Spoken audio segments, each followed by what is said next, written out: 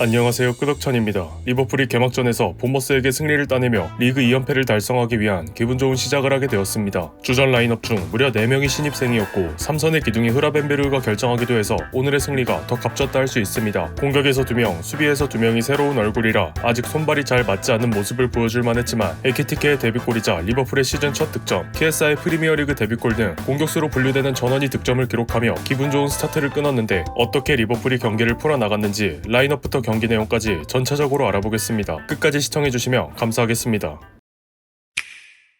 리버풀은 4-2-3-1의 포메이션을 선택했습니다. 골키퍼의 알리송, 포백의 프림퐁, 코나테, 반다이크, 케르케즈, 3선의 소보슬라이, 메갈리스터, 2선의 살라, 비르츠, 가쿠, 최전방에 에키티케가 출전했습니다. 흐라벤베르의 레드카드 징계로 소보슬라이가 출전했고 프림퐁, 비르츠, 케르케즈, 에키티케로 이뤄진 리버풀 신입생의 선발 출전이 눈에 띕니다. 오늘은 개인적으로 뽑은 MVP, 에키티케의 활약과 리버풀의 2번의 실점에서 아쉬웠던 점, 전체적인 소감 파트로 나눠서 이야기해보도록 하겠습니다.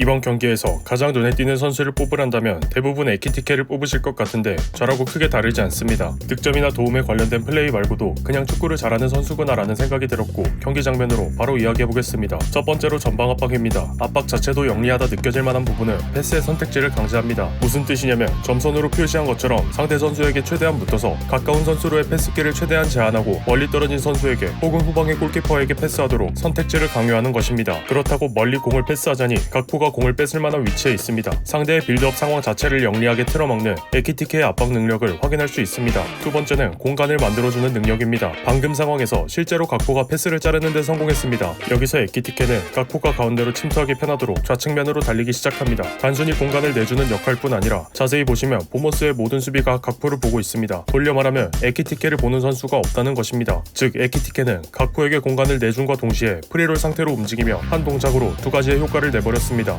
각포는 지체 없이 오른쪽에 살라에게 공을 내줍니다. 안 그래도 각포 쪽을 향하던 시선은 아예 살라로 몰려 에키티케를 보는 시선은 완전히 사라졌고 살라가 공을 잡자마자 에키티케는 공을 띄워달라며 침투 동작을 가져갑니다. 비르츠, 각포, 소보슬라이가 박스 안으로 동시에 뛰어들어 본머스 수비수들의 시선을 최대한 끌어주었고 덕분에 에키티케는 득점에는 실패하지만 좋은 찬스를 맞이할 수 있었습니다. 그리고 이러한 에키티케의 움직임은 전반전이 끝나기도 전에 득점을 만들어냅니다.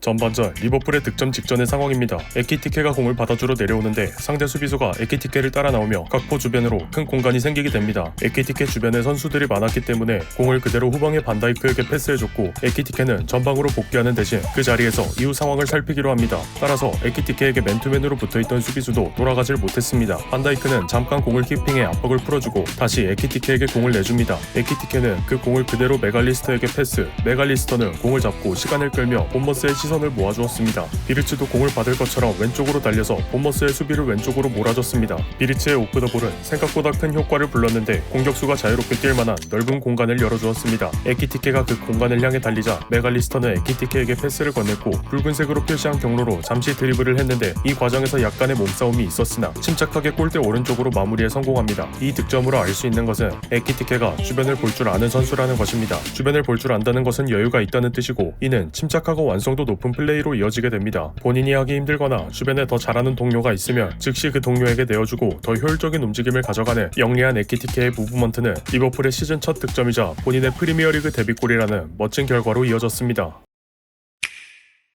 에키티케는 한 번의 득점으로 끝낼 생각이 없었습니다. 후반전 4분 리버풀의 득점이 또 발생했는데 이 과정은 케르케즈의 패스에서 시작되었습니다. 케르케즈가 메갈리스터에게서 패스를 받자마자 어디 줄 곳 없는지 전방을 둘러보기 시작합니다. 이때 에키티케가 그 시선을 눈치채고 손을 흔들며 빈 공간으로 갑자기 달리기 시작. 케르케즈가 빠르게 에키티케에게 패스를 내어줍니다. 여기서 본머스의 수비 2명이 에키티케에게 따라붙는데 왼쪽에서 다가오는 수비수는 각포의 전담 마커였습니다. 덕분에 각포는 자유롭게 침투할 공간이 생겼고 에키티케는 잠깐 공을 키핑하다가 각포가 앞으로 지나갈 때 바로 공을 내줬습니다. 각포는 빠르게 골대 앞까지 커딘 득점으로 공격을 마무리 지었습니다. 지난 시즌 리버풀과 레스터 시티와의 경기 중 비슷한 각도로 각포가 원더골을 넣은 장면인데 각포는 좌측면 어디서든 저렇게 공간이 나면 뻥뻥 때릴 수 있는 킥력을 가지고 있다는 걸 이미 증명한 바 있습니다. 그래서 에키티케로 수비가 집중되었을 때 각포 쪽으로 수비를 전환하지 않았던 본머스의 대응이 조금 아쉬워 보였다는 생각도 했습니다. 어쨌든 각포가 가장 좋은 성공률을 보이는 좌측면에서 빠른 커딘 이후 슈팅이 나온 것도 고무적이지만 이 과정을 만들어낼 수 있었습니다. 있었던 것은 케르케즈가 공을 잡고 주변을 살필 때 지체 없이 빈 공간으로 달려준 에키티케의 동료를 편하게 만들어주는 움직임이라고 정리할 수 있습니다. 반면 에키티케가 좋았던 움직임을 보여준 만큼 기대에 미치지 못한 선수도 있었는데 바로 다음 챕터에서 이야기해보도록 하겠습니다.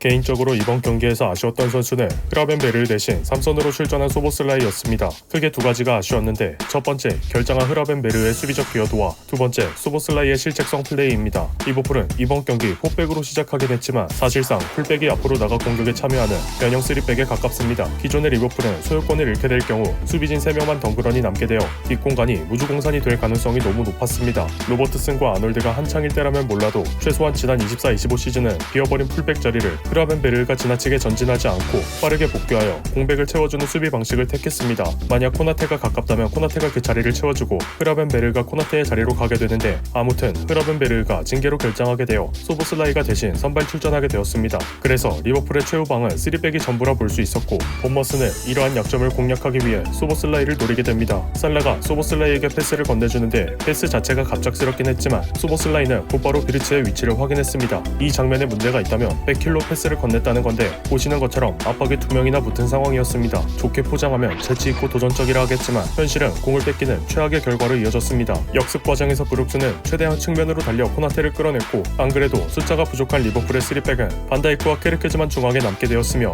여기서 본머스의 세메뇨가 더 빠르게 침투에 성공, 브룩스의 크로스를 받아 득점에 성공합니다.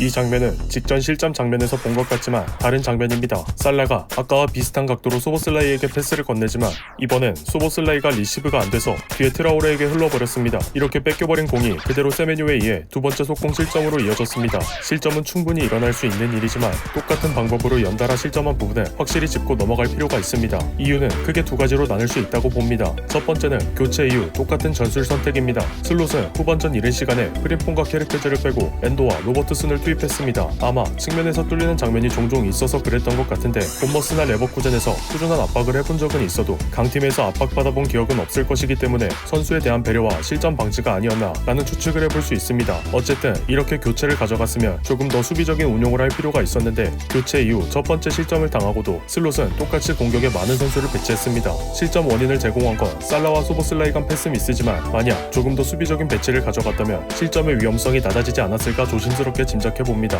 물론 역습 과정에서 세메뇨의 캐리가 대단했고 주변에 선수들이 있음에도 홀로 장거리 드리블 끝에 득점을 올렸기에 결국 들어갈 골이었다고는 생각은 합니다. 그래서 문제의 두 번째는 소보슬라이 개인의 폼입니다. 원래 소보슬라이는 롱패스, 직접 슈팅, 전방 압박 외 드리블, 짧은 패스는 미드필더치고 기복이 상당했는데 소보슬라이로 인한 대형 사고가 2번이나 터져버리면서 삼성 기용이 과연 옳은 선택일지 생각해봤습니다. 그래도 살짝 뇌피셜을 가미한 실드를 쳐보자면 살라가 패스를 줄여 소보슬라이에게 다가갈 때 이미 살라에게 압박이 붙어 있었고 정확도가 떨어진 받기 힘든 패스였다 라고 볼 수도 있습니다. 그래도 소보슬라이는 삼선 미드필더로 출전했습니다. 공격의 연결점 역할을 해줘야 할 미드필더가 이 정도로 안정성이 떨어지는 모습을 보여준다면 소보슬라이의 삼선 기용에 대해서는 한 번 더 생각해볼 만한 문제 같습니다. 물론 지금껏 2선 위치에서 뛰었기 때문에 3선의 움직임이 적응이 어려울 수 있지만 리버풀은 높은 성적을 바라보는 팀입니다. 소보슬라이가 즉각적인 성적을 내주지 못한다면 흐라벤베르가 돌아왔을 때 더 이상 자리가 없을 수도 있습니다. 선수 본인이 조급하지 않고 온더볼 플레이를 개선하는 게 중요하다고 생각합니다.